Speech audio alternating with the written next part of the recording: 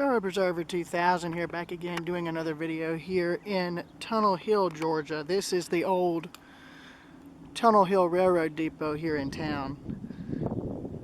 It was recently renovated after being closed for God knows how long, and I'm going to be here getting pictures of it and the railroad tunnel. So 1, 2, 3. And there's a jet. So there you go, Jesse. I'm not going to miss this one.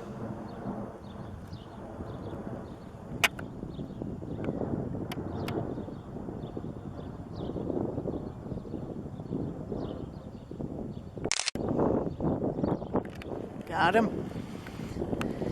He must have either left Atlanta or is going in. Yeah, the depot was renovated recently, fairly recently by the looks of things, but I don't know exactly when. It looks like it may have been either this year or just beforehand, because the other times I was here it was closed, like boarded up and closed, but now it's been completely renovated, which is nice. I like that. It's an old stone structure, and here's the depot track, or where the depot track used to be. In fact, there's what's left of it right there. That's what's left of the depot track. They came in and took it up. Down there you can see a high rail vehicle inspecting the tracks or waiting for another train to come through.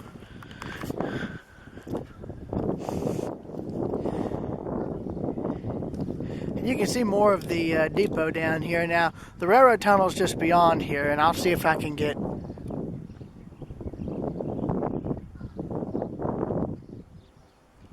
pictures of it, because they have a gazebo here, and I want to get that. Now, the actual feed mill was all back here, where all this parking lot is, where all the gazebo is. That's where the feed mill used to be.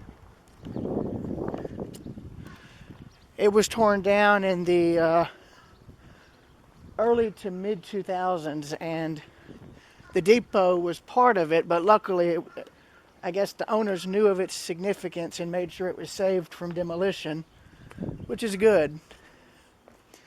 Oh, and they've got cameras too, which is good as well. Hello security people, just taking pictures. Yeah, and this gazebo part's new, and I think there might be a little bit left in terms of the feed mill. Not much, but a bit.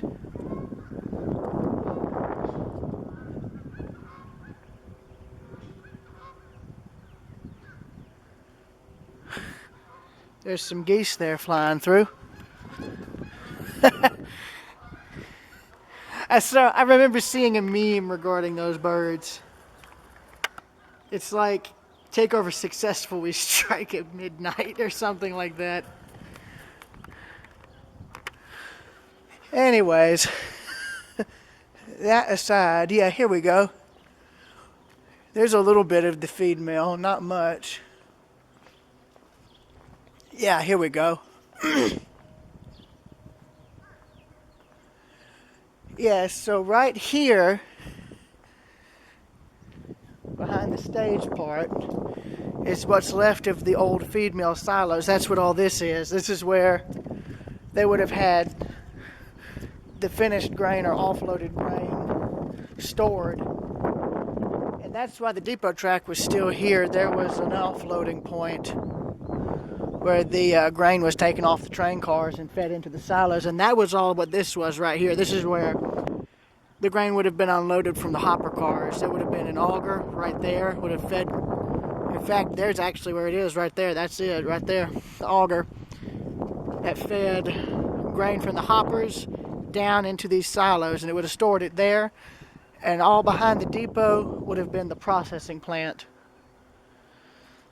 That'd be actually neat. That actually would be very neat to model. So I'm going to try and get pictures of this in sections. So 1, 2, 3.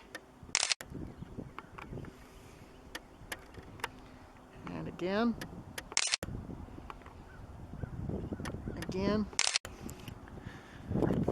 Now down there is the new tunnel that bypassed the Civil War tunnel that I'm going to try and see. there's a tree blocking it as well as an embankment, but the Civil War tunnel's directly to the right. You can see a little bit of its stonework there off to the right.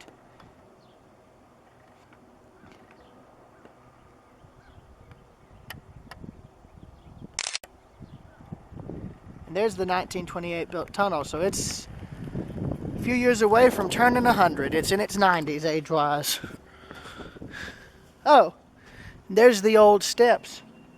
Yeah, so there's the old steps for the feed mill, and we're standing on the foundation of the old mill, so I'll walk around because they don't have this fenced off. There's nothing to really get hurt on. Well, except for the metal bits, but they can take those out. Yeah, but this is all the foundation for the main mill plant. They just cleaned it up and added a bit of stuff onto it, which is nice. I like when they repurpose stuff like this. Yeah, but there's where the stairs led up.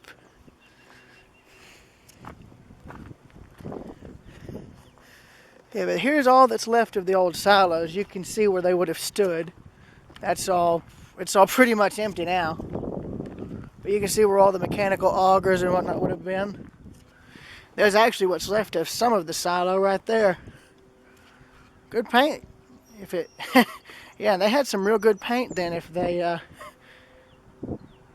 I don't know what paint they used, but that's some damn good paint if it's lasted that long.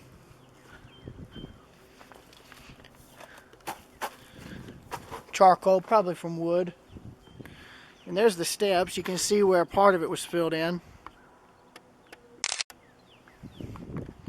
Here's a better view of where the old conveyors would have gone into the silos to get grain out there.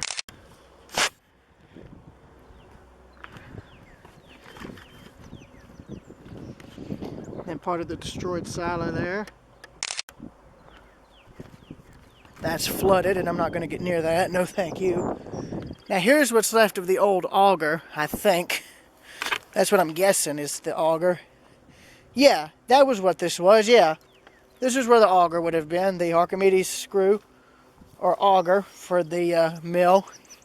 It would have come it would have come out right here where this old trough was. And that would have fed grain into the silos or vice versa. Because the tracks for this mill would have been right here, and that right there is where the grain would have come out of the hoppers, out of the hatches in the bottom of the cars, into the auger, which would have then transferred it into all these silos. There's remnants of a similar system in Watkinsville, Hartwell, and I believe Royston, because all three of those towns had grain mills as their main industries. In fact, even Livonia had some grain mills in town, and I think what's left of them can still be seen. And part of the old offloading shed is still standing as a maintenance shed for the Hartwell Railroad. The old mill in Hartwell has been gone for years, but there's video of their scenic railroad operations from 1988 that showed the mill still standing. All that's left now is where the sidings, the silo foundations, and the old offloading auger, and that's pretty much it. Everything else is gone. Something, though, that's not gone, little souvenir. I don't know who got left it there, but I'll give them points. It's better than having to trespass on the tracks, which I'm not going to do to begin at all. In other words, I'm not going to do it, period. So, yeah. I already was thinking of getting this spike since I saw it laying here. And technically, since there's a fence, it's not on the railroad's property, if I'm not mistaken. Though, I would put another fence down there, because someone can easily walk around that. That is a mosquito pit.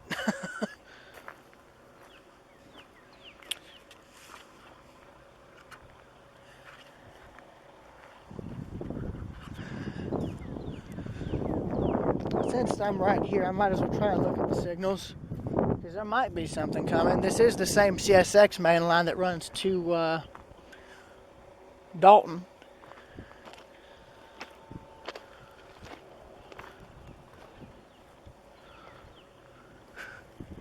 But I'm just guessing. If something comes, I'll be able around the tracks to film it, so I'll see y'all later.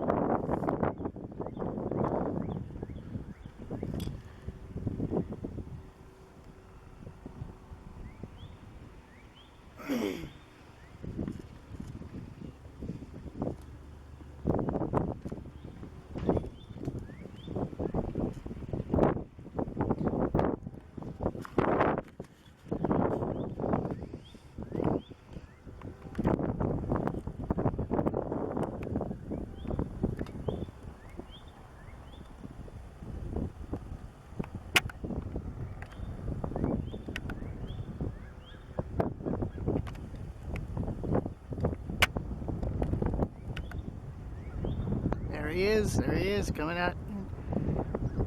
First train I've ever filmed emerging from a tunnel. This is a first for me.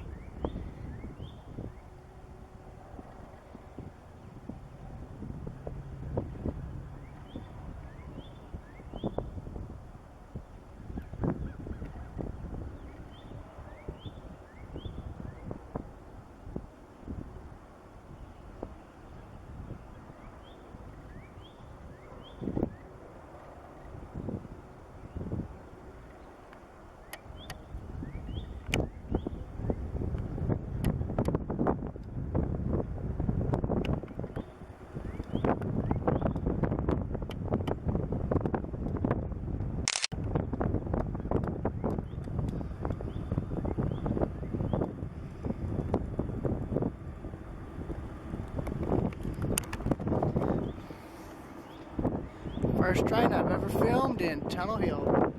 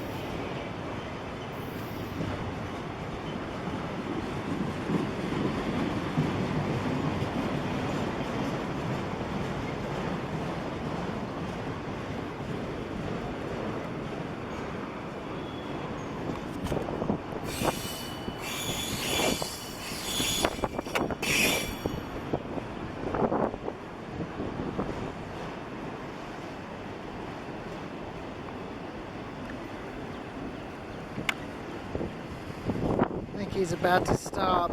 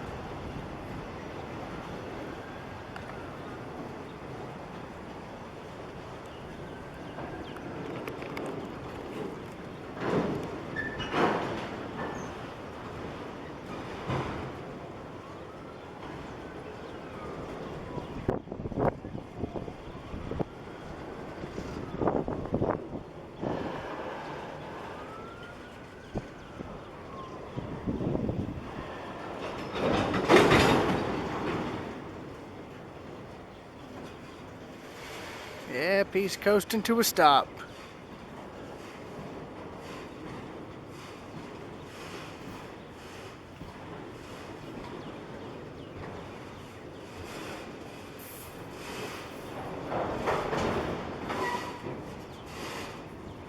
I think. I couldn't tell.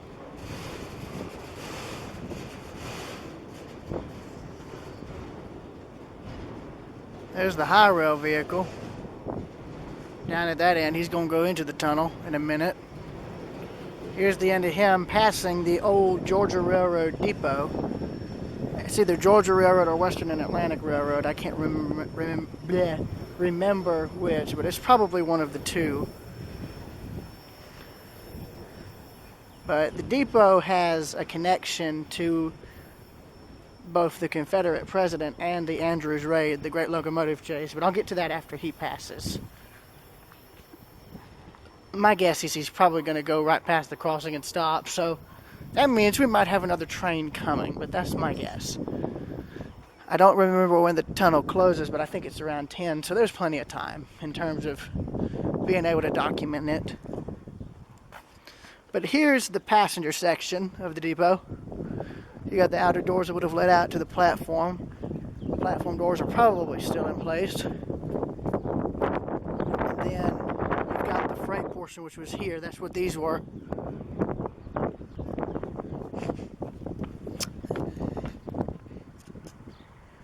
Oh, well then. Well, looks like we're going to be stuck here for a minute or two because he just stopped. Like, no joke. 2 car lengths away from the crossing, he stops. So I guess that means there's another train coming if he's being instructed to wait, which is fine. I mean, the tunnel doesn't close until I think 10, so there's plenty of time, which is good. It's very good. So, yeah, I'm going to end this recording and get to covering the history of Tunnel Hill Station while we wait. So I'll see y'all then.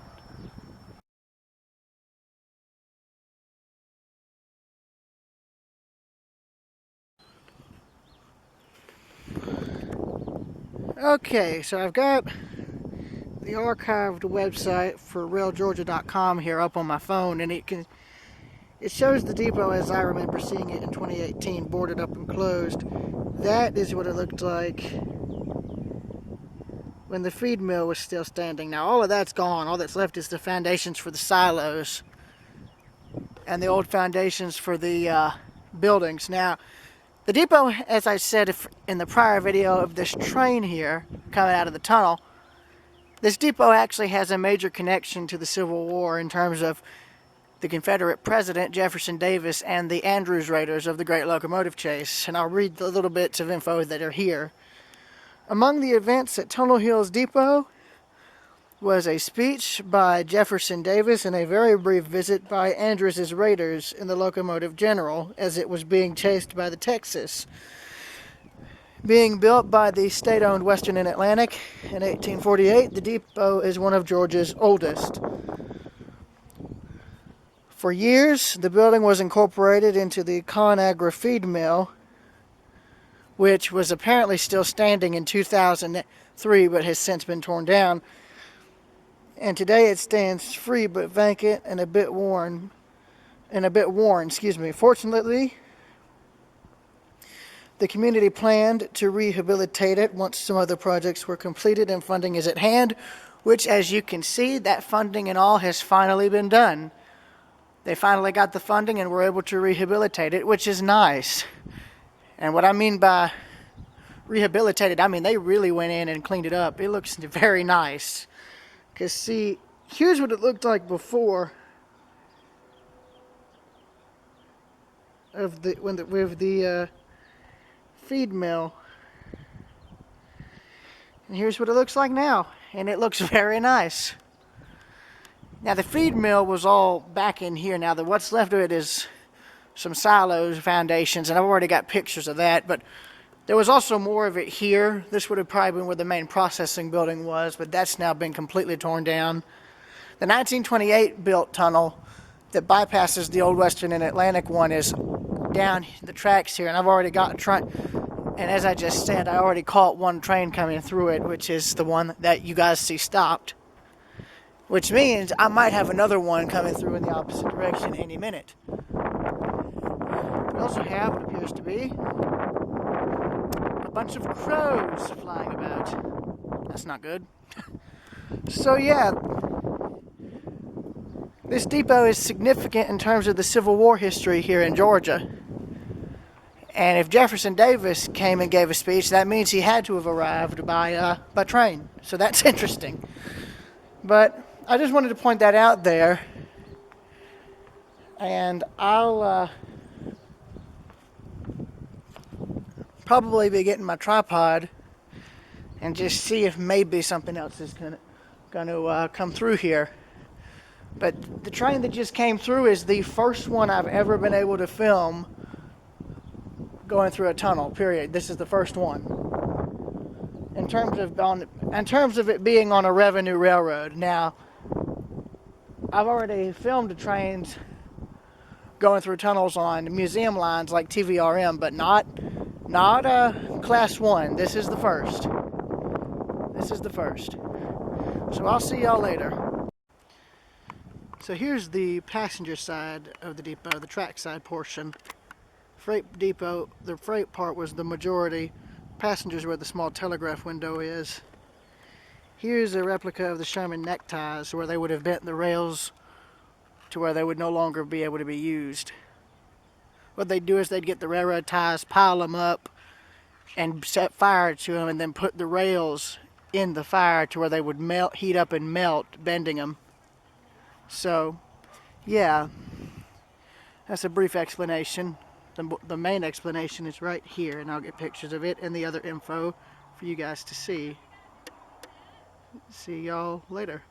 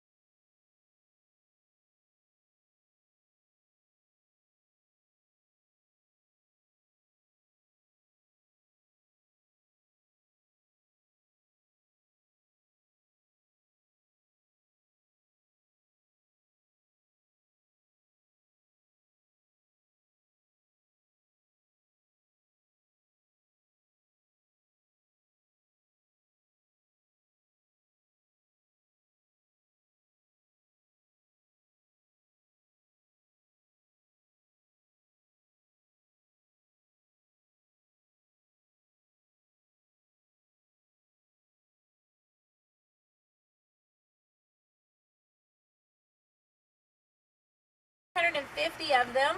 If you look in the tree line, you can see that they're double stacked, especially over on this left-hand side. You can really see it. Oh, yeah. And then if you look down past the water line, you can see how it's all just stacked rock all the way down to the creek bed. There's no poured concrete or poured foundation. They just stack the rock. So the original track led into the original tunnel where we're going to head later. But over the years, that tunnel was really becoming unsafe for trains to pass through. They just weren't fitting through there. So a new tunnel was built right beside the original. And when that was built, the track was moved over slightly. So what you see up there now is the current track. And as you saw, it is a very active track. We get a lot of traffic on it. Oh, yes. You get your picture? Yeah, I'm just trying to get the, I can get the covered bridge on the way back. Is that a replica bridge? Or It is a replica, yeah. It was built, I think, in the 80s or 90s. It was just built to look old, but it's really not that old. Oh, that's fine. Which I guess stuff from the 80s and 90s is getting older. Yeah, if you count 40s, but I mean, it's not really much you can do with that. Yeah, it's not anything original to Civil War era. Yeah, it'd be a little difficult trying to save the stuff from the Civil War era. I mean, yeah, you can keep it, but it's not like it'd be original by this point, you know? Exactly. So these rocks here are an example of what you just saw back there on the trestle and what you'll see in the tunnel. Yeah. Kind of gives you an idea of the size of them. Yeah. They're pretty heavy. Oh, I'm sure. And bear in mind, they only had manpower and rock. Yeah, they rock, did well, not use rock. some pulley systems to help them, but Yeah, probably block and tackle. yeah, it was still very heavy. I just noticed right there some daffodils growing. They are blooming. Well, I've noticed there's a YouTube channel I follow called Sidestep Adventures. Uh-huh. They've actually been able to find a lot of forgotten home sites by just finding those flowers, because that was what was commonly planted at the Oh, time. that's interesting. Yeah. All right, so our first stop is getting here at the general store. Now, this building was not originally a general store property. Originally, there was a built barn here, That's all well and good. but that was torn down and this replica of the general store was built. But anytime a town was established, a general store was usually one of the first things to be built. And it was kind of like a Walmart of the day. Oh yeah, because of course back then you'd have a lot more than just what you got in a Walmart. You'd have almost everything you'd need. Yeah, pretty much anything you needed. It was also a big hangout spot. Oh yeah. Most people didn't live very close to their neighbors. It's like, nah, we're all just kind of isolated here. Exactly. So you kind of look forward to going to the general store to catch up with everybody. Oh yeah. And I don't. Yeah, in our general store we just have a little collection of antiques that you get to kind of walk around and take a look at. Yeah. I know up in West Virginia, there was a few towns where the general store also doubled as the post office. And that's what we have back here, yeah. Yeah. So most towns didn't have their own freestanding post office. So the general store is where you would go to send and receive your mail and pick up packages and things like that. It's like, sorry, bub, we're We're closed. closed, yeah, no more mail today. Hasn't had mail in a while. Shoe shining station, you'd shine your shoes there? Yeah, a little shoe cobbling area. So if your shoes needed any kind of repair, you could bring them to the cobbler and get them resold, repaired, yeah. An interesting thing, that gives you an idea of just how much larger people have just gotten overall in general since this was probably made, compared my shoe size with that. Exactly, yeah. And here's our little collection of shoe molds. Yeah, and see, I don't know if those are guys or girls, I can't tell. But I guess that's for just general molding. Yes, yeah. Then of course, there's your heating. You don't have air conditioner. No, we don't have that here. We just have this. Get used to it. Yeah. This is where you're going to huddle around on a cold winter day. Oh, and y'all still use it apparently, because there's that. Yeah. No, it's fine. We don't show that. It's perfectly fine. So this is our Pallet Jack. Now you'd see these out at the train depot, and when the trains roll in, you'd roll this into the boxcar, put it up under the pallet, And it still works. I'll pull the be. handle back to lift the load, and roll it out onto the platform. And if you needed some extra leverage, you have this where you could Yep. bend it down a bit. And I can see I've seen these irons. I guess you'd heat them up, and then if you had a flat surface like a wood table like that, you Well, could. there's an old wood ironing board right there. Oh, well, I'll be. It's like, no. That's totally OSHA compliant nowadays. Yeah. I wonder, you got to wonder how many house fires got started because somebody forgot to get the hot iron off the wood ironing board. Yes. It's like, don't worry. Your clothes are going to be very dry. Exactly. Yeah, and I guess they sold instruments too at one point, right? Yeah, and anything that you Maybe. can think of. If they didn't have it, they could order it for you. Maybe, I guess that's an early fire extinguisher. Trying to. Yeah, not everything in here is going to be exactly Civil War era. Well, I don't mean Civil War era. I just mean in general. All items that our historical foundation has picked up over the years and put in here. So there are a lot of things from a lot of different eras. Well, that's fine. So that's a coal one. I've seen wood stoves. So yeah, that's the coal variant. Then you got your produce, fresh eggs. We've got some butter churns here. Yeah. On the wall back there, we have some pharmaceutical items. Yeah, that's right, because the general store was pretty much where you got literally everything. Mail, general merchandise, food, drinks, medicine. You have, like, there's the weighing scale. Yeah, so No here doubt. we have some mason jars from 1858. You would Oh, definitely wow. see those at the general store, probably filled with pickles or something like that. And I'm guessing whoever found them in a barn in one piece. Yes. Now the That- lids are not original, but the jars are. Well, I don't know. Depending on where some people find these things, the lids are in fairly good shape. They're rusted, but they're still decently intact. Yeah. I mean, I've been to a lot of antique stores where they've actually found old farm equipment, old 100-year-old farm equipment, kind of like that, in one piece that still works. All you'd need to do is maybe replace a lot of the wood, but other than that, you could still use it now if people knew how to use it, that is. But I always find this stuff interesting, and I can understand the whole fresh eggs thing. My mom actually, in our backyard, in the subdivision we lived in, she actually raised some chickens, and we got fresh eggs from them. Oh, those are the best. Oh, yeah, they were good. Yeah, you can't get them at the store like that. No. So here we have a cheese cutter. You can cut you off a block of cheese and weigh it on the old scale there. And I guess that's the container it would have been shipped in, Yeah, right? that would be the wheel of cheese. Meat grinder. Meat grinder. Don't stick your finger in, it'll be a special No. ingredient. You don't No. want that. I'm serious, I've heard that's what they would have labeled them as. Yeah, this is a tobacco cutter. Oh, I've actually never seen that. Another and butter churner? That's a cider press. Oh, there's an antique store up in Athens on Olympic Drive that has one of these, or another juicer that actually had a little pipe at the bottom. Mm-hmm. Still worked perfectly. You could still turn it and all. Yeah. So this has like a heavy plate down in here that watch comes out. up and connects to that, and as you Ah. turn it, the plate will press your fruit. Ah. It comes out the front there. And the good thing is you could still use it. That's the thing. Stuff like this, it might get rust on it, but as you can see, It still works. yeah, albeit it just needs some lubrication so it doesn't Yeah. squeak. Then your dry goods. And in this case, we have this back here is an old ear trumpet. So you put one end in your ear, and the other end you would hold out to amplify the sound. I've never actually... See, that's the thing. I'm interested in antiques, but I would never be able to figure out what they are. Thank goodness for people like y'all. You know, y'all know what you're doing. And here we have a butter mold. If you look inside it, it has a nice design there. So when you turned your Oh, butter out, yeah. you have a fancy design on top of your butter. Looks almost like an onion with two leaves on the side. Leaves are herbs. And then the 1897 Sears catalogs. Of course, you could order anything you could think of out of the Sears catalog, and a lot of general stores would use those to order for their customers. Yeah.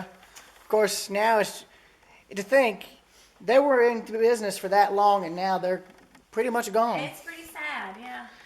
And then you've got all the door knobs and whatnot you could want. Yeah. And the skeleton keys there to go with it. Oh yeah, the skeleton keys for all the skeletons in the closet. And Some then people like to leave them in the closet. exactly. Then you've got the railroad insulators and the normal building insulators. I've actually got both variants. There's one I rescued from Appalachia, Georgia. It's a ghost town near where I live. All the Main Street buildings are pretty much beyond repair. They've disintegrated mostly. And I've got insulators I've recovered, 2 to 3 I've recovered, and some others that I've bought that are intact, along with the part they screw onto. Ah, yes, the old cash register. And I know what the granite bit was for. That's so they could tell if the coins were real or fake. They'd tell by the sound. Oh, okay. Yeah. So you're teaching us stuff. Y'all didn't know that? We didn't know that. I've known that for years. But so this box here is a credit box. ah, So it has these plates here that you can flip through. oh yeah, Each plate has this, each little compartment there. So that's where they would keep credit slips. So they knew who owed them and how much. yeah. Keep it in a big, heavy-duty safe box like this, because that was just like Yeah. money. Basically, the earliest form of credit cards, more or less. Exactly. That's exactly what it was. I'd imagine, would they have a red slip to indicate you being in debt or something? I'm sure they'd get a red marker and mark on it. Yeah, it's like red letter date, literal. Then old kerosene lamp, and then an old 2-man saw for logging. Yeah, and when you look out on the porch here, when you go out, there's an old oil tank out there, so you could get your lanterns filled up. Yeah, kerosene lamps. Milk container, my mom's mother's husband has one of those. An old scale, a.k.a. a woman's worst nightmare, from what I've heard. No, Yeah, no offense to y'all. Y'all are fine. That one tells your weight and your horoscope. So yeah, I don't think I want to know either of those things. I don't even know what a horoscope is, and I don't intend to find out. So I'm in the same boat. That looks cool. I want to try and get a picture of that. I love the old ironwork. Yeah, that's off of a sewing machine, so that's actually a foot pedal to an old Ah. sewing machine. That might have been, well, that could have been a Singer. You never know, Singer or another company. Old cooler. I've seen where people can get these running again. This one still runs. Ah. We have it unplugged, but it does still run. It still works. I think they forgot to leave the merchandise in. Oh my word, why is it? It's blurry. Let me fix that. He says as the thing refuses to, there it goes. It only took 12 years. Bottle opener, that's where the bottle caps would have been falling out. I was trying to see if there was any still in there, but nope. Guess not. All right, so we're going to lock this up. So, what would this have been? I'm just curious, like this part. The counter, Well, I was just, things here. well, this section here, I noticed, I would think that would have been the main, like, counter where you'd buy all the general stuff. Yeah. Then you've got the post office. I'm just curious as to what this part could have been. Maybe just for tools and whatnot, tools, hardware. Just another department. Ah, fair enough. I think that's a corn shulker, isn't it? Yeah, you're exactly right. You know your stuff. Well, I'm just guessing, but That's exactly what it is. I've seen like a larger and more complex version of this. Yeah, and then we have some blacksmith tools here, some woodworking tools for the woodworker. God, you This know, little box here, you put your hot coal in it. Close that up. It's a foot warmer. oh, So that's what Yeah. we need today. yeah, no, that's totally OSHA compliant. No, it's actually what would cause OSHA to have a heart attack. I'm sure there's a lot of things in here that would make them have heart failure. So, But hey, you know, whatever gets the job done works. yeah, probably a lot of things in here are the reason we have OSHA today. Well, good example. I have a nickname for those. I call those common sense fans. Why? Because common sense would tell you not to stick your fingers in there. Yes. Hence why you see the more modern cage. That's why. Because somebody got a little too curious.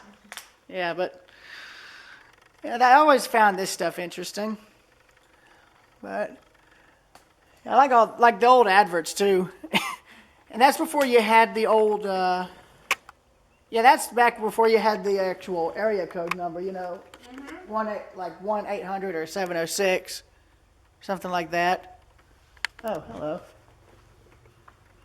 Another train coming? That might be the same one.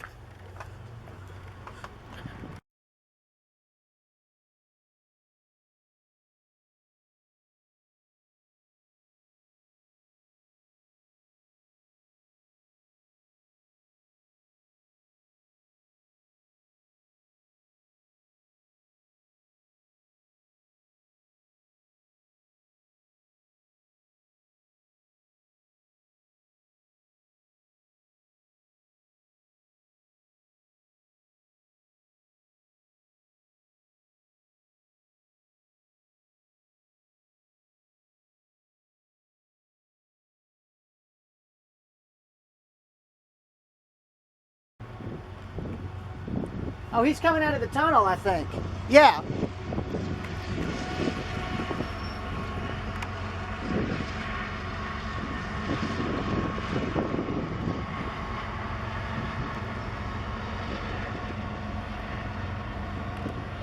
Train number 2, Tunnel Hill, Georgia.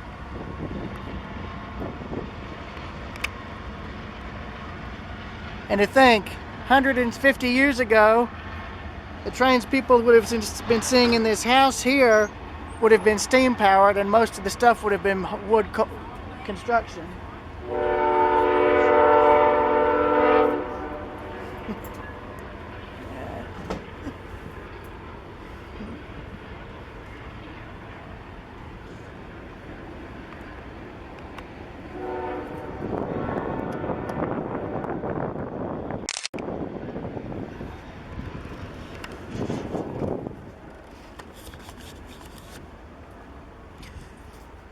I wonder who brought the caboose up here.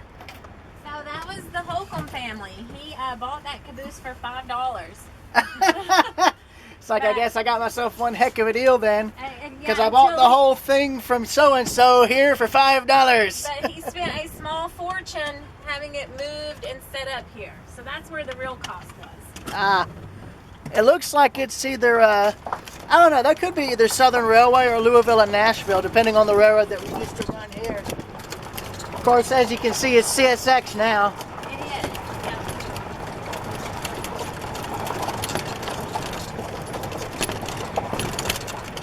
I wonder, does doing these tours ever get old, or? No. I've been doing it for 3 years. I still enjoy it. All right. So here we have the Clisby Austin house. The house was built in 1848 by the Reverend Clisby Austin Sr., this gentleman here. Oh, yes. Now, he came here from East Tennessee with his wife and 19 children. Oh, boy. He had 16 children with his first wife. She passed away. He remarried and had 3 more children. Mr. Austin was a pretty wealthy man. He had well over 300 acres of land here when he lived here. He owned and operated a general store in town, which he served as postmaster out of. He fully funded the building of the Methodist Church, which he pastored for a number of years. Oh, wow. And at one point, he also had a small hotel here on the property. Oh, wow. What So have y'all? he stayed here for a little over a decade. Really, this is where he planned to spend the rest of his days. He had named the home Meadow Lawn after this beautiful meadow it sits on, and never had any intentions of leaving here. But then the war started. And then, as they say, all hell broke loose from there. Exactly. So he was not sympathetic to the Confederate cause. He leaned more on the Union side. So as the war was getting closer and closer, he thought it would be safer for his family to leave. They went back to Hawkins County in East Tennessee, where they were from. They sold the property and did not return.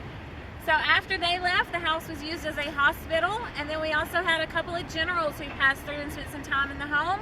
One was General William T. Sherman and his crew, and we also had General John Bell Hood, who spent some time in the home, and we're going to meet both of them when we go inside. Oh, yes, I was going to say.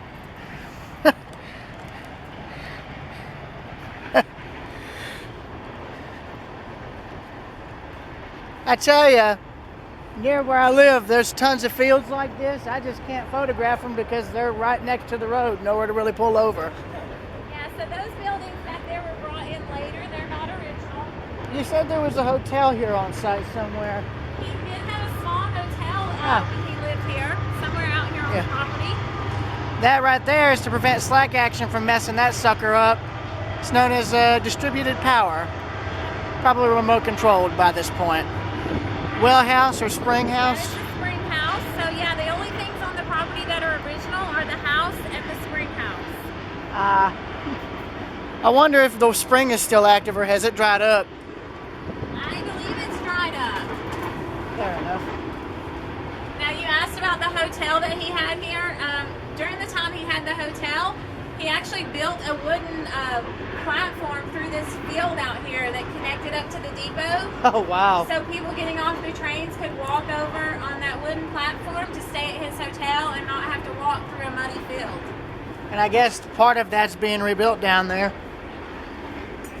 I'm not trying to annoy y'all. I was just curious. No, you're good.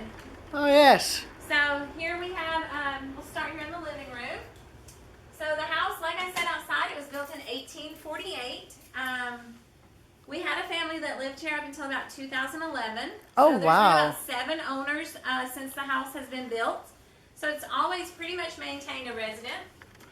Until now, of course. Yeah, exactly, until now. So they're having a lot of changes and modifications. Of course, heating and air, plumbing, electricity. But they've also added these columns and beams here to help support some of the weight off the upper floors. It is a 6-room home. There's a fireplace in every single room. If you take a look at the window sills, you'll notice how wide they are, and that is also the thickness of the walls. Oh, so yeah. It has really thick walls. It makes for really good insulation. The floors in this room and upstairs are original. Side rooms over here have been redone, but in here and upstairs, these are original. The furniture that you'll see throughout the house, it is not original to this home, but it is original to the time period that the home is set in. Which is good. Yes, with one exception, this little piece here with the marble top, this is an original piece that was owned by the Austin family, and when they left, it did not go with them. And Oh, when the wow. home was donated to the county, it also found its way back. Wonder where did y'all find it? It has changed hands many times over the years, and so, yeah, whoever had it last, when the house was donated to the county, they returned it to the house. So, Oh, wow. so it could be home also. Now this little writing desk here, this is one of my favorite pieces in the house. This was built in the early 1920s in Chicago. Oh, wow. And it has a really neat feature built into it that I've never seen in a desk. You can tell me if you have. A bed. A bed. So we have an early hide-a-bed. That's neat. All right, so at the desk here behind us, we have General William Takumska Sherman and one of his aides over by the fireplace. Oh, yes. Now, Sherman came through our area in May of 1864. He had just left Chattanooga when he moved into this property here. At that time, he had 3 armies with him, so he would have had about 100 to 110,000 men with him. Which means there would have been a camp all around the house. Exactly. So all back in these fields and in these woods are where all of those guys would have camped. And Sherman and his top aides, advisors, captains, they stayed here in the home. So this house served as his headquarters for about a week during May of 1864.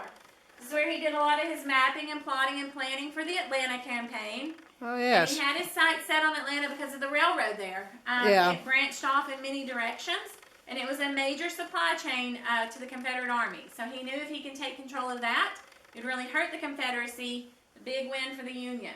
Of course, if he could destroy it, which he did, He did. Yeah. major problems. So he marches out of here after about a week, and then he arrives into Atlanta. And at that time, Atlanta was being defended by General John Bell Hood, who also has a connection to this house, and he's in residence upstairs. We'll meet him shortly. But Sherman had Hood greatly outnumbered, and he was successful in his Atlanta campaign. And as you mentioned, if you've ever seen Gone with the Wind, there's a great scene in there of the I've burning seen of it. Atlanta, which Sherman did have a big hand in, Oh, burning yeah. Atlanta down. But to be fair and give credit all the way around, Hood and the Confederate Army, they burned up several boxcars of ammunition and big artillery items that they couldn't carry with them, so they wouldn't make it into the hands of the Union Army. Well, yeah, So I mean, they kind of got it started, and then Sherman finished it when he left Atlanta. well, I mean, to be fair, I mean, I think there were documents regarding, the retreating Confederate army burning stuff and going on and setting fire to a lot of stuff on their way out to prevent it from being captured. And Exactly. they did that, I think, they did that in Richmond. There's photos of Richmond. Yeah, And so- I mean, I've said if you want to compare or show how much war hasn't really changed, compare photos of Richmond with what you see in Europe during World War I and II. It's almost similar. Yeah. But in terms of just the destruction, really. Right. And I'm, After he leaves Atlanta, he makes his way down to Savannah, Georgia. which they surrendered, pretty much. Well, They there was surrendered. a battle there. It lasted 15 minutes. Yeah. You're right. That's all it took. They surrendered, and Sherman was successful in taking Savannah for the Union. Now, by the time he had got to Savannah, it was December of 1864, so it's Yeah. around the holidays. And I remember what he had said to Lincoln. I have the Ken Burns series covering the whole conflict. Yeah. He said, "I present to you as a Christmas present the city of Savannah." Exactly. See, you could come do this tour. Well, I've been meaning to ask, have y'all had people come out and try and find artifacts that may have been dropped by the army he had out here? Because I'm sure there'd be bullets and whatnot, unfired bullets. The property is pretty well picked over. Well- They've had lots of digging and excavating and metal detecting and all of that. Well- the county doesn't allow that anymore, but yeah, it's been pretty well picked over. But I'm sure there's still lots of things out there to be found. Well, what I mean is, if y'all could get permission from the county, maybe have somebody come out and look for whatever's left, it could probably be displayed at the museum. Just an idea. An idea. That's a good idea. And I think that's an old spinning wheel, albeit a smaller one, right? Yeah, it has something to do with spinning yarn. Now, someone told me on one of my tours that it was called a weasel. A weasel. And when you would spin it and it was had finished whatever it does, it would pop. And that's where we get pop goes the weasel. Ah, that's interesting. I like the green color. You don't see that much anymore. Let me wipe this off. So we'll move into this side of the house next. On this side, we have it set up more how the house was used as a hospital. Oh, yes. One of those cases where it's like, if you got hurt, you better pray it's something minor because it ain't going to be fun in terms of having to have surgery. Exactly. Yeah, because I've seen how they would have done that. There's a doctor's home preserved up in Tifton at the Georgia Aglarama Museum. Uh-huh. It's not fun. Medicine was not as advanced, let's say, then as it is now. None of the practices were either. I mean, some of the stuff they did, it could be considered quite questionable. Yes. So after the Austin family left and before Sherman's arrival, the home was used as a Confederate hospital. As were a lot of old homes right here in this little area, because of our proximity to the railroad, they could get them in here quickly and get them treated.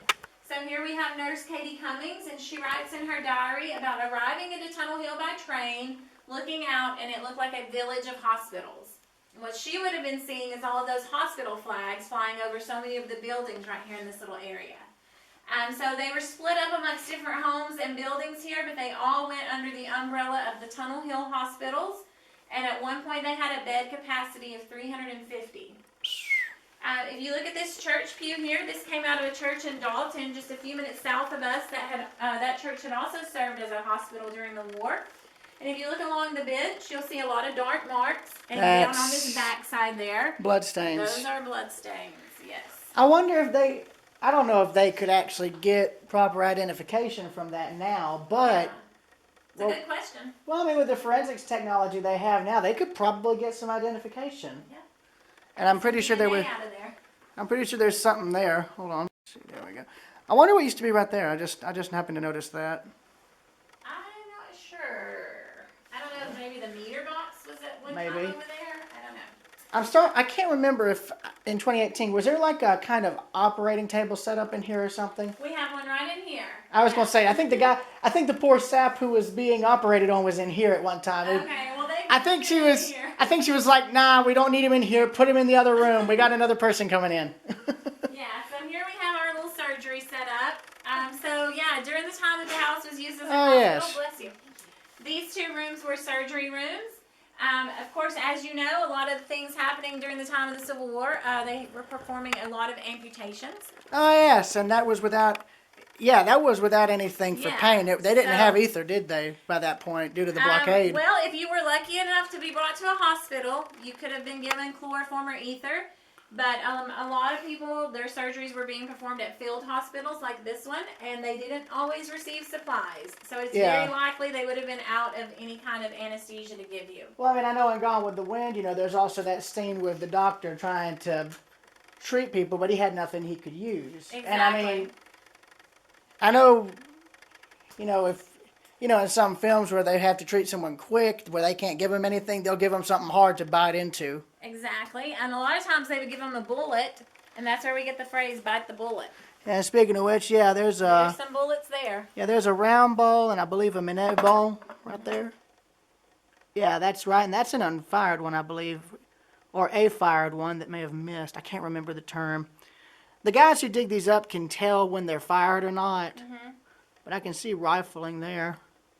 That could have been fired or unfired. Yeah, so these were the cause a lot of those amputations being necessary. So they would go in and kind of spread out and do almost as much damage being extracted as they did going in. Well, yeah, because, I mean, that's solid lead shot. I mean, Yeah. when it hit the bone, it didn't fracture it, it splintered it. That's Yes, why exactly. that's why they had that. So yeah, here is a bone saw. This is what your surgeon would have been using to perform those amputations. And a lot of surgeons had gotten so good at performing them, they could do them in less than a minute. So, which is good for the patient. You want to get it done quick. Oh, yeah, but then you've got to try and wrap, like, gauze around everything to make sure the guy doesn't bleed out. Because, yeah, there would be, I don't know if it'd be here, but there would be, I'd imagine a leather strap. So say the guy had to get, say this part of the arm removed, they'd have to put a leather strap up here to stop the arteries and blood flow so they could bandage them up. Yeah. Yeah, because I don't know if you've seen the film Master and Commander. They show that in some. I haven't seen that one. It takes place in the early 1800s, and it shows how the surgeon on board the ship would have done an amputation in terms of repairing like a head wound. Mm-hmm. I'll have to look for that. That's interesting. It's a bit. Well, I mean, they don't show the thing being removed, Right. but you can tell. It would have been fairly painful. But also during this time period, they didn't really know anything about germs. So they were not really cleaning and sterilizing anything. Oh, yeah. They would just kind of work from patient to patient. So a lot of disease was spread like that. Oh, yeah, and I using mean, a lot of dirty tools and just using them on one patient after another. Yeah, and of course, let's not forget the pathogens transmitted from another person's blood. Ugh. Exactly. Yeah. So we actually lost more people during the Civil War to sickness and disease than we did out on the battlefield. Yes. And that was for water, right? Your water jug so a and little water contain. bowl. If he had time and if you were lucky, he might rinse his tools off in the water bowl. Yeah. And then square nails for the house. Right there, am I right? Mm-hmm. Interesting thing, there's an old home near where I live in Lexington. It was built in around 1850 or so. The owner didn't bother letting anybody move in and save it, and it's completely collapsed now. I've been watching it fall apart for the last 5 years, but I was actually able to save two original square nails, a piece of drywall, plaster, and a piece of glass from one of the windows. Nothing real big, but something around, say, this length, but a bit longer. Mm-hmm. I don't think the square nails were pre-Civil War, but... Yeah, if you look in this wall here, you can see there's like some square ones. Yeah, and this looks to be reclaimed wood now that I look at it. Oh, looks like that other train that came in the opposite way. Yeah, we're getting busy now. Oh, yeah. Alright, so we're going to head upstairs next. These are the original stairs, and when you're looking from the bottom down here, you can look up and see how worn they are there in the middle. Oh, yeah. So I just now noticed that. Just imagine all the footsteps through history that have been up and down these stairs. And speaking of which, they would have seen the train coming out this window there. I just realized that. Kind of like what I'm seeing now, pretty much. Except it wouldn't have been diesel, it would have been steam. Something a lot smaller, too. Yeah, but he just got started moving. Hey, what can I say? I'm a train fanatic. Oh, yeah, we get a lot of train fanatics through here. This is a good place to come if you're a train fanatic. I don't know if the people who revived the depot know it, but their stage makes a great little train watching platform. It's leveled to where you can watch trains come out of the tunnel. Storage closet under the stairs, I've seen that. And I guess that little thing there was a restroom, maybe? Restroom or closet? That is a bathroom they added on much later. Yeah, probably around the 40s or so. Yeah, so here we have General John Bell Hood. He was with the Confederate Army. Hood was pretty well known for taking a lot of risks and taking a lot of chances. So he got a lot of injuries during the war. Oh, boy. He took a hit to his left arm during the Battle of Gettysburg. Ouch. It didn't go through bone, so it didn't require amputation, but it did a lot of damage and left that arm useless for the rest of his life. Probably paralyzed him, nerve damage and whatnot. So he recovered from that, and then he got right back into battle, and he fought in the Battle of Chickamauga. Oh my gosh. And that is where he got his leg injury, which you can see was a pretty severe injury. Yeah, kind of lost it there. Yeah, he took a pretty severe hit to his upper thigh. They really didn't expect him to survive, but being that he was a general, they did everything they could to try to save him. So they amputated the leg, they wrapped it up, and they sent it off to the hospital with him. In the event that he did pass away, as they expected he would, they wanted him to be buried with the leg and be buried a whole, complete general. Yeah. So he was taken to a nearby place called the Little Farm, where he spent some time recovering. Then he was brought here to this house and spent some time here recovering. Now, a lot of people still debate about where his leg ended up. So a lot of people from this area will tell you his leg is buried out here somewhere. But the Little Farm also says the leg is buried there. So who knows? But nonetheless, he wanted to continue on. So he was taken to Richmond, Virginia, where he was fitted with an artificial leg. And it was made of cork and wood.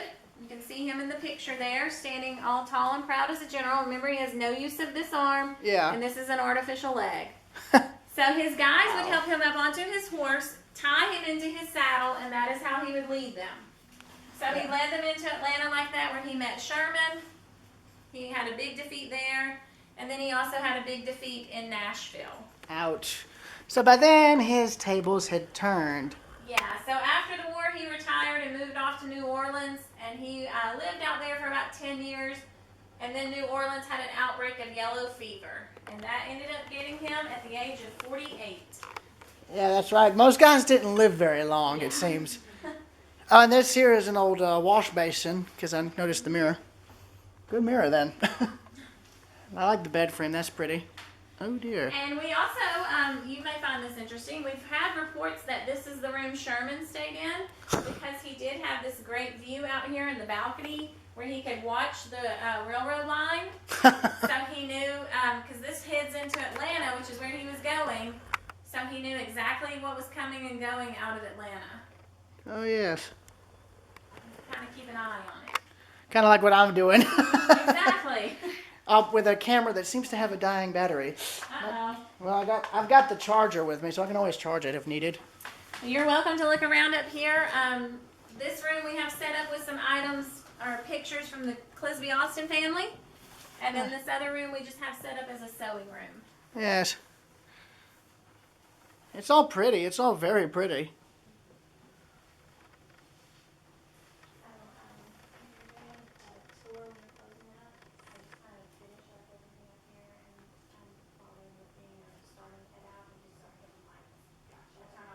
Basically making sure you, in other words, just getting ready to make sure it doesn't all, yeah. I mean, I don't have a problem. I don't mean to make y'all have to do it longer than you normally would. No, you're absolutely fine. She's doing some training, so I'm just kind of letting her know how we kind of do when we're on our last tour of the day. And that is attic space, am I right? Yeah, so this is a staircase here that leads up to an unfinished attic now, but it is an original staircase, so I imagine it originally would have led up to some extra bedrooms and things like that. Oh yeah, it is. I can already tell it's original because the wood looks worn. That Pretty creepy up there. Not really creepy, but that would be creepy to me. well, that would be interesting because they might have had guest bedrooms up there. You never know. Old telephone from the 20s. And there's a spinning wheel. There's a plantation in Washington, Georgia that actually has one they still use for demonstrations.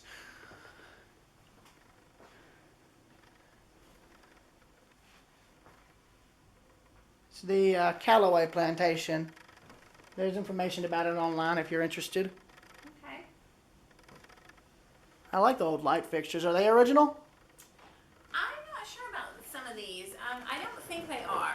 I know this one needs a little work up there.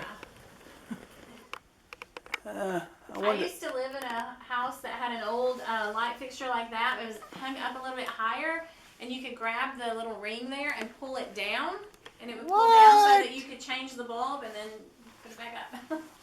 That doesn't look like that would happen. No, that one would not do that. Yeah, no, unless you...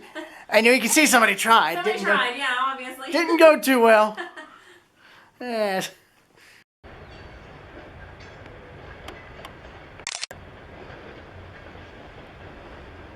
There you go, Mr. Cash. Rock Island line for you. Noticed a lot of Rock Island hoppers coming back on mainline tracks now. Yeah, I got to be careful with my battery, so I'm making this quick. I'm saving it for the tunnel. I'll start filming everything with my phone and just use the camera for photos only after that. Starting with the field. I'll get the information plaques first.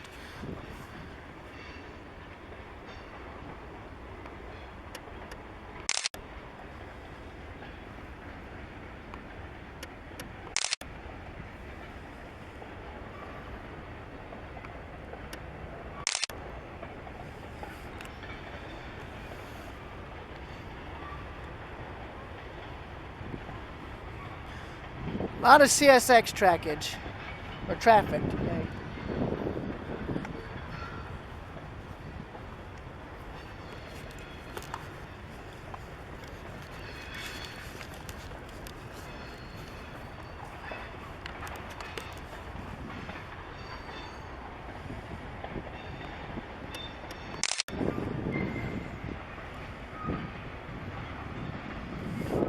I'm going to just start doing photos only at this point.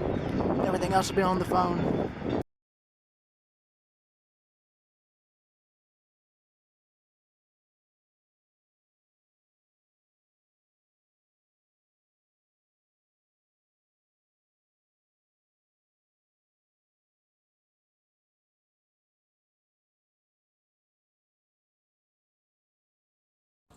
Yeah, so that's where they supposedly say Hood's leg. Oh yeah. I guess the only real way they'd know is if they found some way to locate the remains, which would be impossible, seeing as they would have probably long since disintegrated by now. Exactly. Yeah. And there's the daffodils. For some reason, it gets kind of hung up. Keep pressing it; it'll eventually take off like a rocket. It's like, no, it's fine. It totally is not going to go 2 billion miles an hour. I noticed that rock right there, and I thought it looked like a gravestone right there in the woods. Oh, it does look like a gravestone. Not morbid at all. Alright, if you look off in the distance there, over the fence line, you can see the top of the 1928 tunnel. Yeah, and then That's the old... the current tunnel, so we still refer to it as the new tunnel, even though it was built in 1928. Oh, that's right. It's going to be approaching its centennial in the next 4 or 5 years.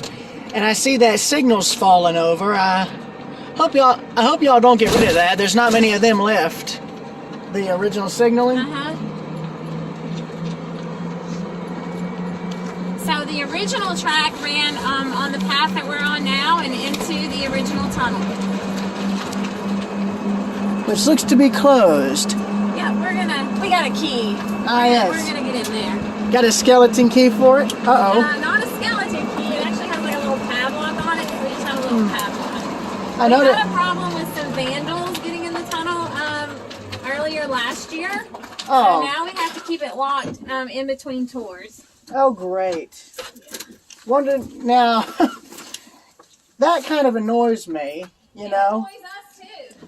I mean, yeah, I know what the term urban exploring is, but a lot of the urban explorers I follow on YouTube, they're respectful of the places they go and visit that are abandoned, and they don't vandalize. They go to take pictures like I do. Oh.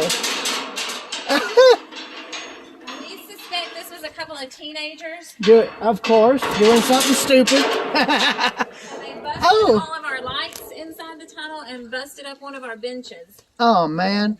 So, in other words, there's no longer any working lights inside the tunnel. Well, they've been replaced now. Oh, that's good. So we have new ones in. I wonder if the spring water right there is clean. I just noticed that. There's a spring. Oh. I was going to sit on the back. Is that all right? Yeah, you can sit on the back. Now, some of the tunnel things that we're going to be pointing out, it's kind of easier if you're sitting forward. But if you want to sit on the back, go right ahead. Wherever you're more comfortable, whatever view you want. Well, I'll point it out I'll have it go forward and then maybe on the way back, you can ride on the back? Yeah, because I wanted to get a video of it like, because it gives you an idea of what a passenger would have seen if they were somehow able to stand on the outside. Yeah, exactly. All right, so here is the Western and Atlantic Railroad Tunnel. The tunnel is 1,477 feet long. Construction started in July of 1848, and it was built by Irish immigrants. They had been hired out by Western and Atlantic, who had been commissioned by the state of Georgia to build the railroad system through here. So we had two crews that worked on the tunnel. One crew started down on this west end, and another crew that started down on the east end, and they were digging and working toward each other. Now, each crew had their own engineer, and then there was a chief engineer overseeing the whole operation. This tunnel was the final piece of the puzzle to complete the rail line from Atlanta to Chattanooga, which was a pretty important line connecting those two large cities. Now, in building the track, they needed to keep it as level as possible. Anything above about a 1% grade, the trains at that time could not climb it. So when they got to this area, it presented a lot of challenges. There are a lot of hills, and we have this big mountain here. So they decided to just dig a tunnel through the mountain. And this is one of the first tunnels done like this, where it's dug completely through a mountain. Each sidewall is about 4 feet thick. The ceiling is about 2.5 feet thick. Most of the rock on the wall is rock they were reusing from what they were digging out. And then they were making the brick on site. And I wonder how, I know the brick layers are usually deeper than the rock layers, depending on the stability of the soil. Yes. Did they have any cave-ins during construction? So we don't really have a lot of records as far as how many people worked on the tunnel, their names or anything like that, or any accidents or cave-ins or fatalities. Really the only records we have are that they were Irish immigrants. We have been told stories that they had children as young as 14 working in the tunnel. Oh, well, and I know what this is right here. That's if you were in here when a train came. Yes. You could duck in there. That is one of the safety pockets. We have 8 throughout the tunnel. 6 of them are that size there, and then there are 2 larger ones more toward the center. So you're exactly right. That's where you jump in if there's a train coming. Not that it provides you much clearance. But it's better than being out here than when the train's coming. Oh, I know. So right here we have this large boulder. This is something this crew on the west end was having to work through a lot. They had a lot of big rocks and boulders to cut through. And one way they did that was with a tool called a 2-man rock drill. And I can see the marking for it right there. So it was basically like a big Phillips head screwdriver. It was a big heavy rod with kind of a star tip on one end. So one guy would hold that and twist it. As another guy would be hitting the top with a sledgehammer. And you got to be making sure it's precise, lest you want to hit the guy drilling. Exactly. You do not want him to miss. Then you'll get some very broad Irish vocabulary, which would not be good. So now this is before dynamite. So once they drilled the hole down, they would pack it with black powder, put a fuse down in there. Run like that. Exactly. Yeah. Get out of the way and blast back as much of the rock as they could. Then they would build and form the walls around what was left of that rock. So these grooves you see, these are their drill marks. Yeah. You'll also notice a white stripe that runs along the center of the ceiling, and that is from the steam off the steam engines coming through all those years. I think it's more of a sooty gray. That's from the soot and ash from the engine staining the brick. And I think one of the older tour guides, a gentleman who was in here when I was here in 2018, told me if you looked, you could see where the tops of the train cars actually were starting to grind into the brick. Yeah, there's a spot up ahead of us that I'll point out that shows you that pretty well. I like that flashlight. There's a lot of people who film abandoned mines and use a similar kind of light, and it works great for pointing out the rock colors, which is really neat. Now right here we have a really good example of a drill mark. It's a nice deep one there. Yeah, I was going to say, how far down is that into the rock? It's a pretty deep one. Have y'all ever measured it to see how many inches down? We have not. But this is all just one big boulder that this crew on the west end is working their way through. You can see the drill marks in. It goes to about right here. Ah, yes. And then once they're through that one, they have one kind of small one here to get through. And then they have this one straight ahead of us. So straight ahead, you'll notice how the brickwork on the ceiling ends, and then it's all rock, top to bottom, side to side. This is one giant boulder, dead center of where they needed to be digging. You can see their drill marks coming in from the side there. Yeah. So this is 75 feet of boulder here. It took them 3 months to get through this section. You'll notice their drill marks are at all different levels and all different angles. So you can really get an idea of how hard they were having to work to get through this section. Plus, you can see the soot line for where the engines were at, the steam engines, too. I just noticed that if you look, looking closely. Yep.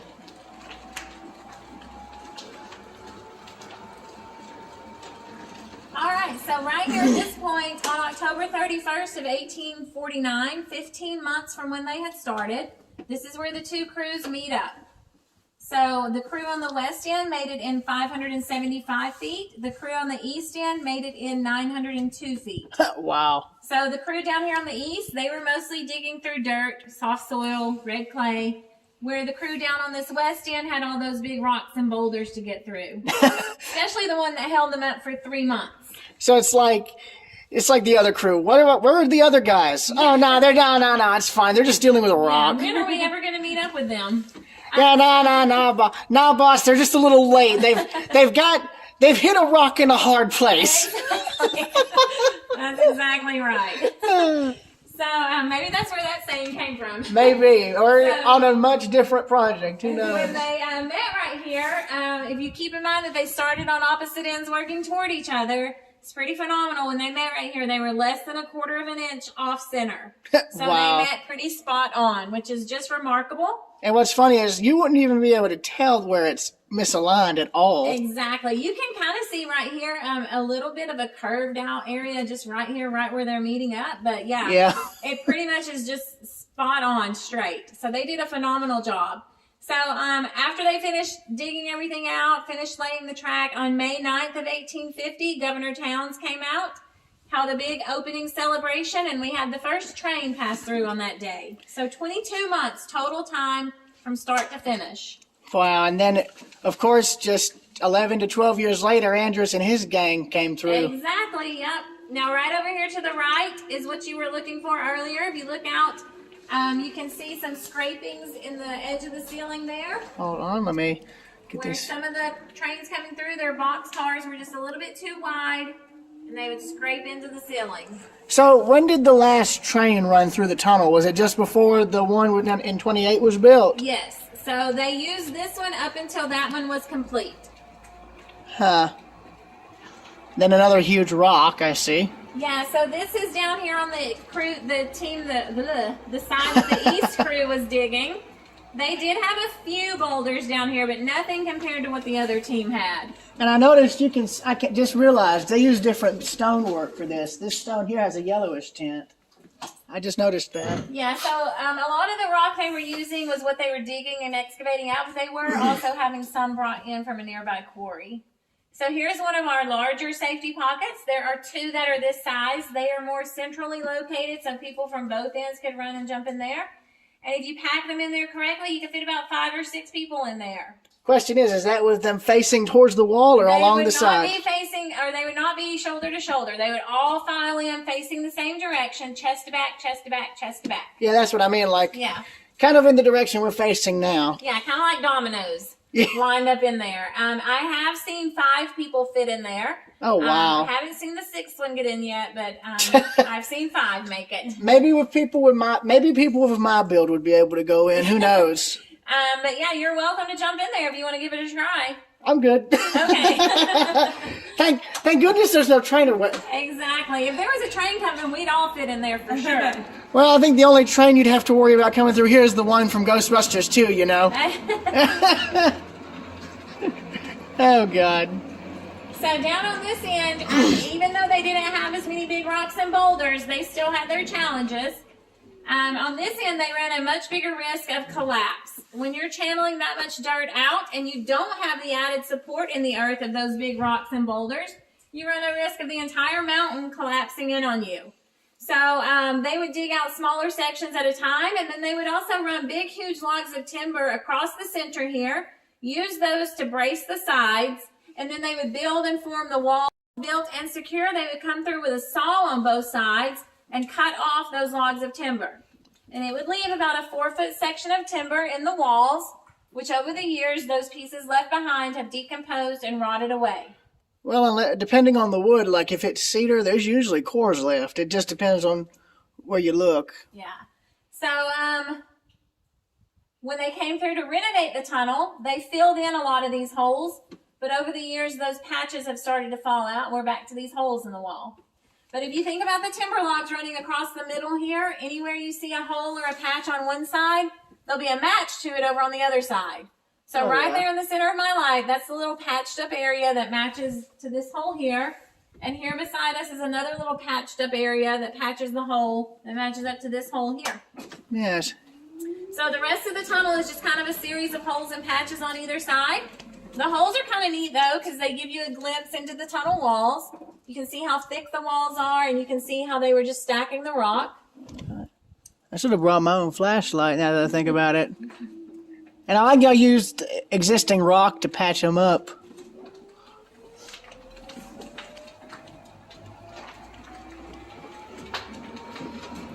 Have y'all ever been able to find evidence of the quarry nearby? No, it's one from Rocky Face. So I don't know, which is not too far, just the next little town south of here, between here and Dalton. Well, what I was thinking is if it was out in the middle of nowhere, like in the mountains somewhere, it could still be there. It may just be flooded and eroded, but it could still be there. There is a good possibility. I'd say so. If you look in the back of this hole here, you can still see some of that wood left behind. It hasn't fully rotted away. Yeah, I was going to say, y'all could probably, if y'all were careful, you could probably get that out. Now that I think about it, put it on display. It'd just take a bit, as not to damage or make anything unstable. Yeah. See, it's just an idea, you know. I have ideas, but I doubt people will ever fall through. You have good ideas. Well, I mean, it's like, really, what person would listen to a 21-year-old? What does he know? People. I don't know. You should work at a museum. I think you'd be good at it. Well, do you like any Godzilla movies? Do you ever watch any Godzilla movies? No? Not really. Well, there was one that was filmed in 2018, and part of it was filmed in our tunnel. Don't know how they could fit him in there. So they used the tunnel as an underground bunker. Do they reference the fact that it's from the Civil War in the film, or is that just not mentioned? I don't think they mentioned it. I don't even know that they... Yeah, no, it's not even real. It was a tunnel. I'm not sure. I actually haven't seen the movie either. Well, I mean, a good example is like one of the James Bond films that was filmed around the time Queen Elizabeth, the ocean liner, burned and sank over in, I think, Tokyo Harbor or something. They actually gave it a part in the film. They had one of the MI6 bases in there. I think I'm going to switch positions real quick. I'm going to make a stop up here at this green sign. This is a good stop for pictures. If you want to jump off and grab pictures, you can. All right. I like the stone walls. They remind me of New England, to be honest. All right, just watch your step. There's a lot of loose rocks out here. Oh, it's fine. Do y'all have plans to try and fix where it's washing in right here? Well, we do send our maintenance guys out here every so often to clean up a lot of the rocks out here that are being washed away. But I don't know if they're going to actually fix the problem or just keep it cleaning it up.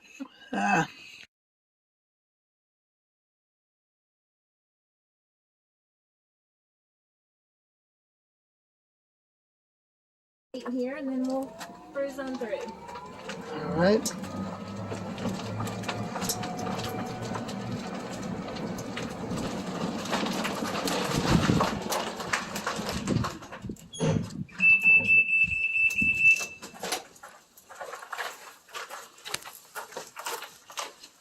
The lock is hanging on that one, so grab it off the outside there.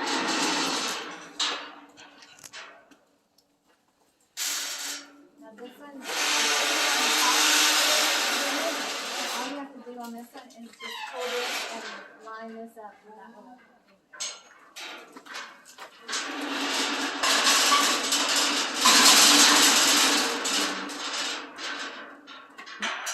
This is the tricky one to open when you come through because you're having to reach around. It's like, nah, it's totally not making a creepy noise at all. to these gates when they were filming Godzilla. Oh, God. Are the gates original to when the tunnel was first renovated, or? Yeah, these are from the renovation. Yep. Yes. All right, so going back through the tunnel in this direction, we're going the same direction that the Great Locomotive Chase was going when it came through here. That was in April of 1862. Are you familiar with that story? Yes, I actually have seen both General and Texas on I've seen both engines on 2 different occasions. I saw Texas when it was in its Civil War configuration, and then when they restored it to its 1880s appearance. Oh, very cool. I heard that was a decision on part in terms of a preservation perspective. There wasn't enough of the Civil War engine left to justify restoring it to that configuration. So they restored it to what it would have been in post-war, which is interesting. That's cool. I will give you one little extra tidbit. Maybe you might not know this part. So where the chase began was the Lacey Hotel down in Kennesaw. And at that time, the Lacey Hotel was owned by Clisby Austin's daughter and son-in-law. Wow, they couldn't... The man who built the house out here, his daughter and son-in-law owned the Lacey Hotel where the chase ended. So it's kind of a little circle back to this area. You mean started? You just said it ended. Yeah. So, this was the final leg of the chase. When they came through this tunnel, they were very low on fuel, and that's when Fuller knew he was going to be catching them soon. Yeah.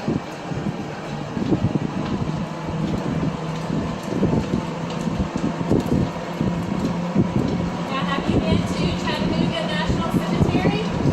I've been to Chattanooga, but I've never had a chance to really look at the cemetery. Okay, that's where Andrews and the Raiders who did not make it out of the prison and they were executed. They are buried in the Chattanooga National Cemetery. Ah.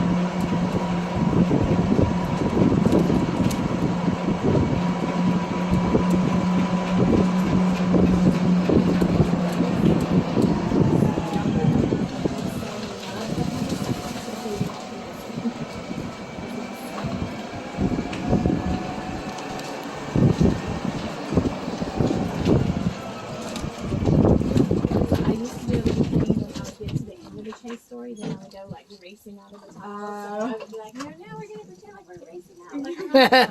But then it was like slinging mud on people's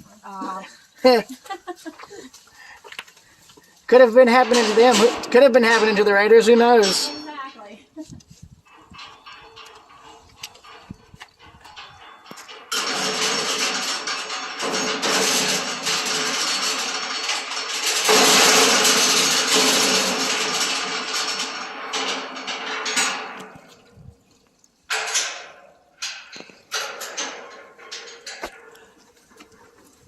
Have y'all been able to try and do a rubbing of the plaque up there to get what's written on it off? I don't know that anybody has done that, but those are just large pieces of marble that are engraved with some of the dates and distance of the tunnel that we talked about as we went through.